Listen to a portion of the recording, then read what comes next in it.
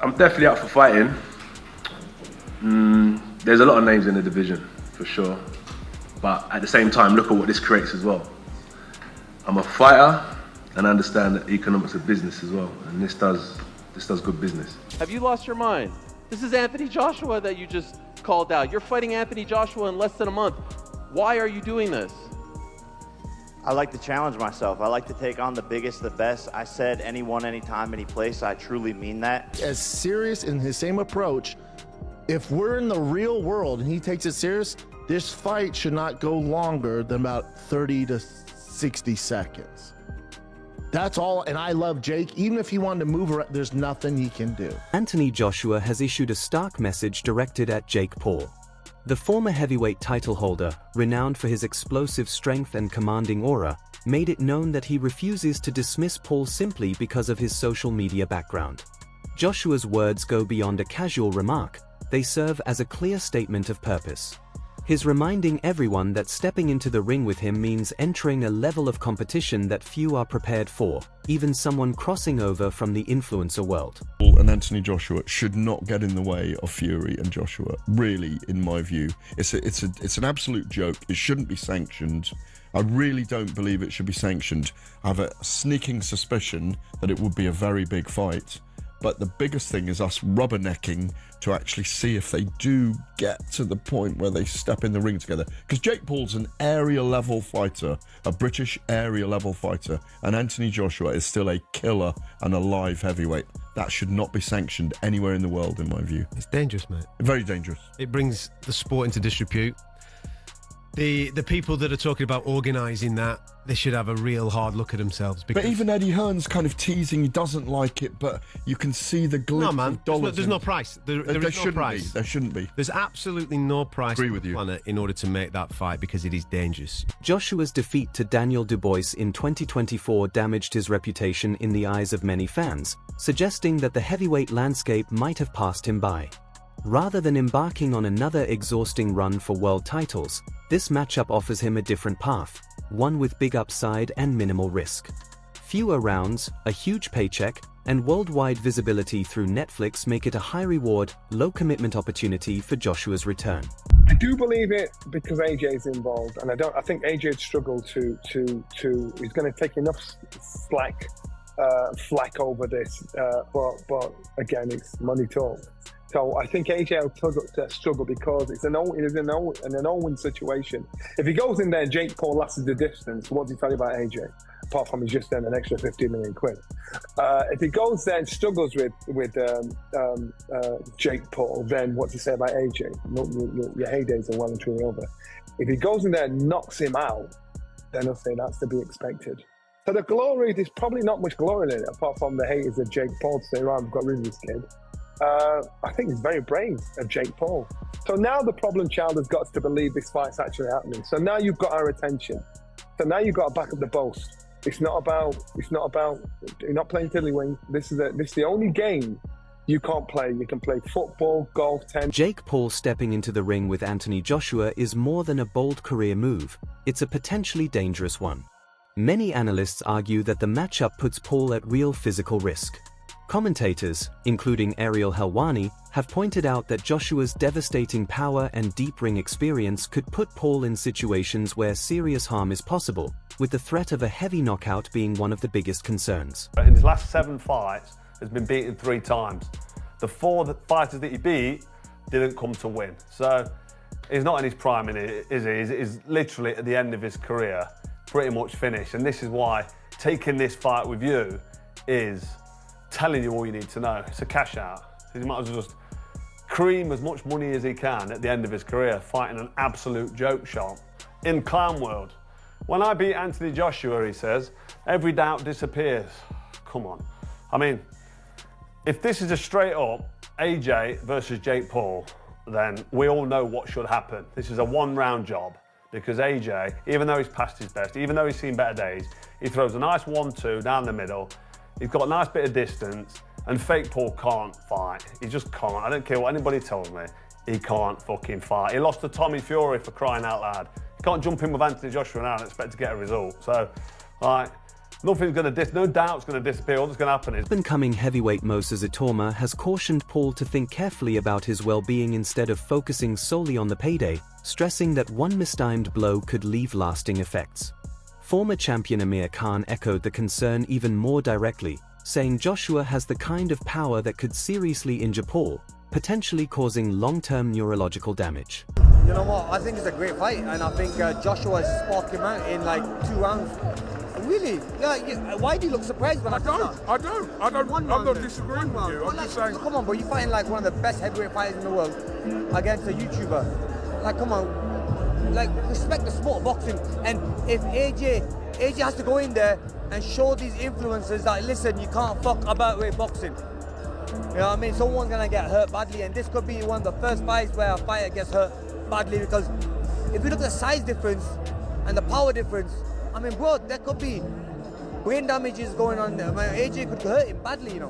Well, when you look at Francis Ngannou, who's one of the most fearsome combat styles there is. I know it's MMA, but we saw what AJ did to Ngannou, so... And that's why you don't look. You can't be surprised if AJ is going to do the same to what's it called again? What? Even so, Jake Paul remains adamant that he can defeat Anthony Joshua. He insists that Joshua has visible weaknesses, flaws Paul believes he can capitalize on. Speaking on his podcast, Paul was direct and unapologetic, arguing that Joshua's punch resistance is questionable, that his technique isn't sharp, and that his movements are too rigid. Paul points to Joshua's recent knockout defeat to Daniel Dubois as proof that the former champion's durability has slipped, making now, in his view, the ideal moment to go after him. Why is Jake Paul doing this? Well, I think it's because he genuinely believes there is a chance he can win this. I think he's calculated everything about Anthony Joshua's circumstances, and he's gone, yeah, I actually think I can do this. I can leapfrog so many years of having to build and go through the ranks and do all that stuff by beating a shop-worn Anthony Joshua. And what are the factors in Jake Paul believing this? Well, it would be firstly that AJ received a loss in his most recent fight. Anthony Joshua's not been in the ring since September 2024, so over a year by the time him and Jake Paul get in the ring together. It will have been around 15 months. It was the manner of Joshua's loss where he looked terrible. He looked like a fighter that was well past his best. His timing wasn't there. He even looked a little bit chinny, dare I say. I mean, I still think he's got a good chin. The shot he took from Dubois was absolutely massive and would have knocked down many heavyweights. And he showed decent powers of recovery to get up and struggle through for as long as he did before his over-aggression and miscalculation with the type of shots he was using got him knocked out by Dubois. But if you're deluded enough like Jake Paul, then perhaps you look at that and go, he landed a massive right hand on Joshua's chin. Why can't I do the same? I believe myself to be a very big puncher. And it's that old saying, isn't it? You know, you shoot for the stars, you might at least land on the moon. And I think that's kind of why Jake Paul's maybe got to where he is in life, because he does have too much self-confidence. He does believe in himself. Well, on this... Jake Paul insists this matchup is his chance to silence every critic who's accused him of choosing undersized or past their prime opponents. He argues that stepping in with Anthony Joshua, a legitimate heavyweight and former world champion, shows he's ready to compete on a truly elite stage. Paul says that if he beats Joshua, all the skepticism evaporates. No one will be able to question me again. Said, fight a real boxer. They said, fight someone your size. They said, fight a world champion. We looked at a long list of supposed fights. Although Paul's confidence has sparked everything from mockery to genuine concern among fans and analysts, it highlights the mindset he's bringing into a showdown with one of the sport's most seasoned heavyweights. He believes that his ability to be unpredictable, read an opponent's patterns, and exploit defensive openings are skills he can translate from controlled scenarios into a high-stakes bout. But experts continue to stress that no amount of self-belief can substitute for true athletic ability and the hard-earned experience that comes from years in the ring. Bring him up! Bring him up! Bring him up! Bring him up! He's not gonna get there without this shit! A major element shaping this matchup is the significant weight gap between the two fighters. Jake Paul came in at just under 200 pounds for his bout with Mike Tyson, while Anthony Joshua typically enters the ring weighing between 252 and 255 pounds. That size difference alone could play a huge role in how the fight unfolds. on and how realistic that was going to be. I legit think it was probably close to happening. Now you're telling me there were discussions and potentially, signed to fight Gervonta Tank Davis. And again, I do believe the reason for that is Jake's massive size advantage. Again, that's like a 100-pound weight advantage. How would that even work? Like, how do you even... Never mind. I don't want to go down that rabbit hole because it's not official and I don't think it's happening. So let's just not even broach that subject. But let's talk about the Anthony Joshua fight. And I want to hear the clip again because I just can't believe what I'm hearing. Let's play it again. I know my boundaries. I want to fight Anthony Joshua exclusive because I know that I will fucking beat Anthony Joshua's ass. I know I will got knocked out, right? Yeah.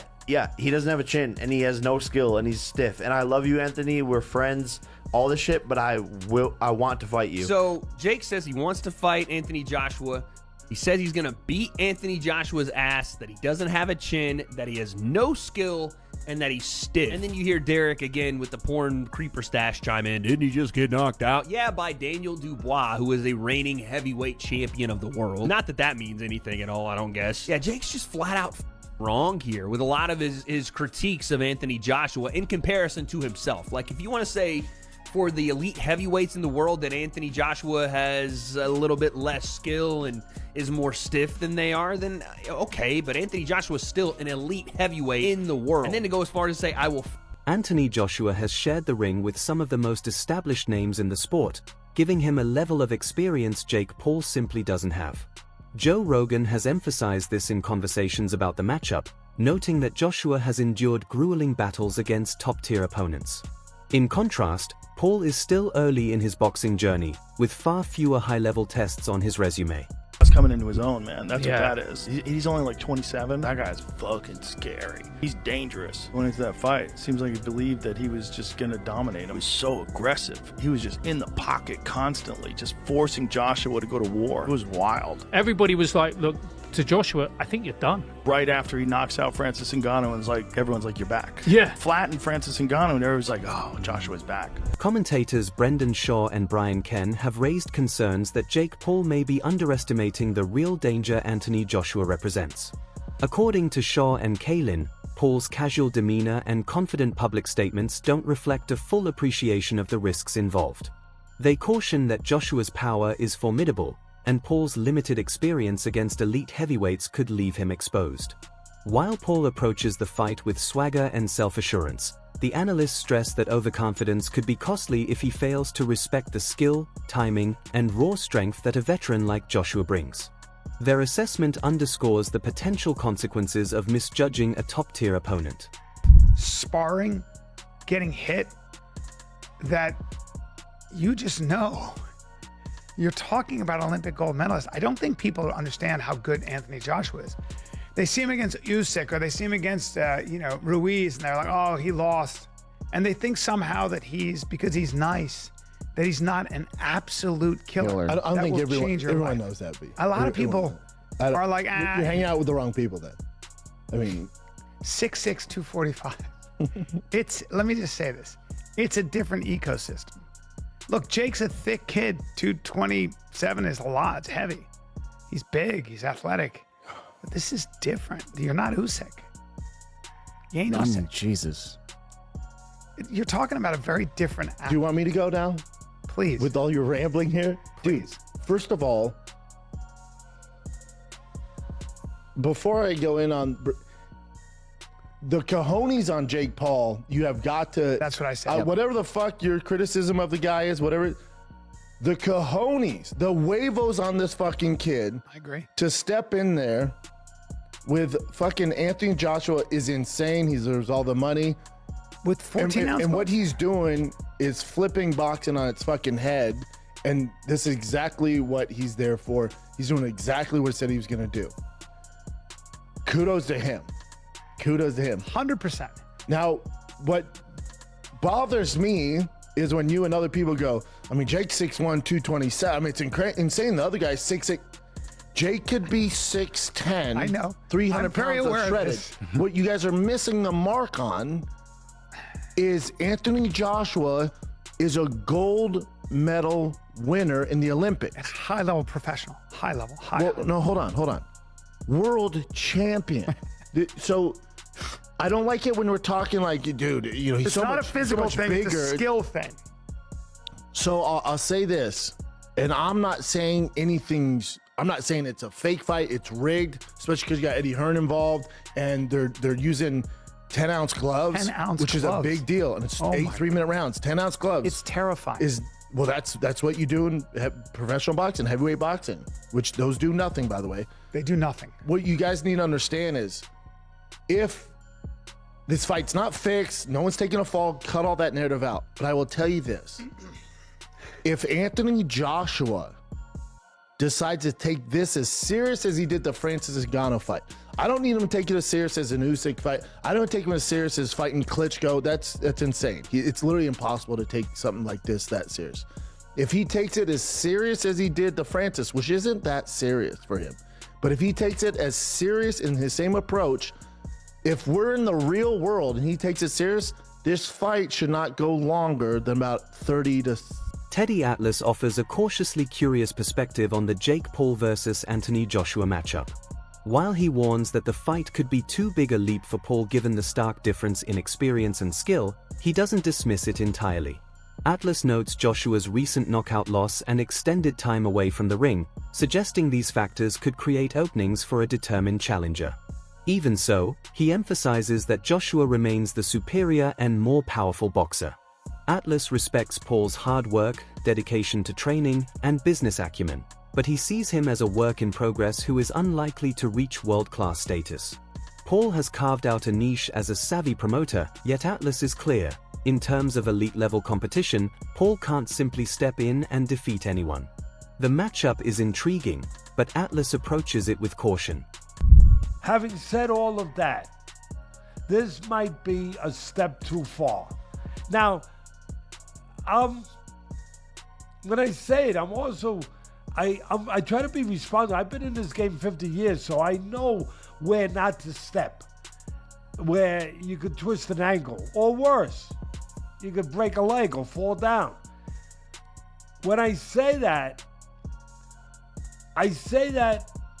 with the understanding too that Joshua's coming off being knocked out. Joshua hasn't fought for a year, right? But it's about a year. And there's some Podcaster and former UFC commentator Joe Rogan views the Jake Paul versus Anthony Joshua fight as extremely risky, calling it one of the most outrageous matchups in recent memory. He highlights Joshua's size, power, and vast experience, describing him as a genuine threat for Paul, a former champion with Olympic credentials and proven knockout ability. Rogan stresses that any contractual limitations won't lessen Joshua's danger, as nothing can neutralize his skill or punching power. He points to Joshua's knockout of Francis Ngannou as a stark example of the threat he poses, suggesting it should serve as a serious warning for Paul. Rogan argues that stepping into the ring with Joshua isn't just a tough challenge, it could end disastrously. Beyond the fight itself, Rogan warns of the potential fallout for Paul's celebrity and marketability. Paul currently commands massive pay-per-view numbers thanks to his social media following and crossover fame. But if Joshua overwhelms him, critics will argue that Paul lacks durability, isn't elite, and can't compete with top-level professional fighters. Even his celebrity draw could diminish, and casual fans might start viewing him as just a YouTuber dabbling in boxing rather than a legitimate contender. Joshua does him like he did at Francis Ngannou, it's going to be hard to sell a Jake Paul fight again. That's all I'll say. Losing to Tommy Fury by decision is like, whatever. I've never thought that Jake Paul stepped in there with a guy who was going to just obliterate him. And so, yeah, this could be the end. This could if be the one. If he gets folded, eyes rolled back in the head, scary scenes. If he gets memed, it's gonna. Dana White has been largely dismissive of Jake Paul, admitting he lost interest after Paul was defeated by a legitimate boxer. White has little regard for Paul's previous bouts, referring to them as pay-per-view turd events.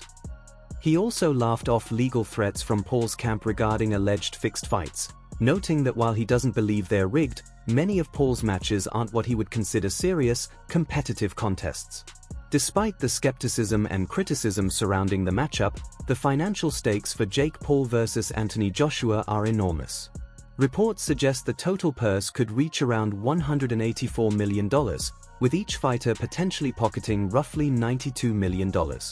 For Paul, that kind of payday could be the biggest of his career, making the risk much more enticing even if he loses. For Joshua, the substantial payout offers a significant reward, perhaps enough to justify taking on a risky fight for maximum return. The fight that's reportedly being worked on for December 19th in Miami. Did I see the fight being worked on December 19th in Miami? Yeah. No. Do you know which fight I'm talking about? No. Fair enough. Oh, Jesus. That's a fucking bad idea. That's a bad idea. But let me tell you what. A lot of people watch that one. Will you watch it? Sure. You know what everybody's tuning in for on that one. I think everybody's going to get... Share your take in the comments. Can Jake Paul actually pull off a win against Anthony Joshua, or is this fight simply too big of a gamble?